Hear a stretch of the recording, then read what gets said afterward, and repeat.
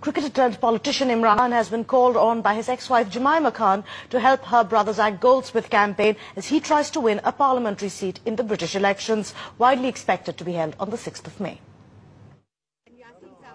Imran Khan at a mosque in Kingston upon Thames, exerting his charm, trying to persuade Britons of Pakistani origin in the area to vote for Zach Goldsmith, watched by his ex-wife and her family.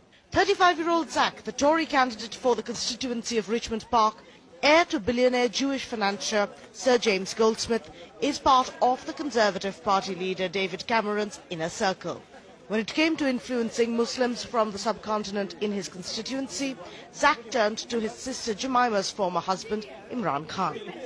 Zach is like a younger brother, but I'm not campaigning because he's like a younger brother, but I'm campaigning because I know his views, and specifically he was anti-war consistently, and war has devastated Pakistan.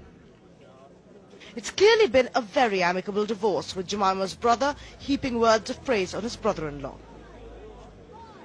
Because Imran is one of the only politicians in the world who I know who is not corruptible. That's a very rare thing in politics, not just in Pakistan, but in almost every country. So for me, this man is a hero, not just because of his cricket, but because of his political integrity.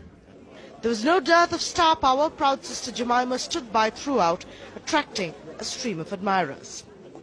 It is a little difficult to miss the irony that Imran Khan's charisma is not enough to win him seats in Pakistan, but he is being roped in to pitch in with his ex-brother-in-law's election campaign here in the UK.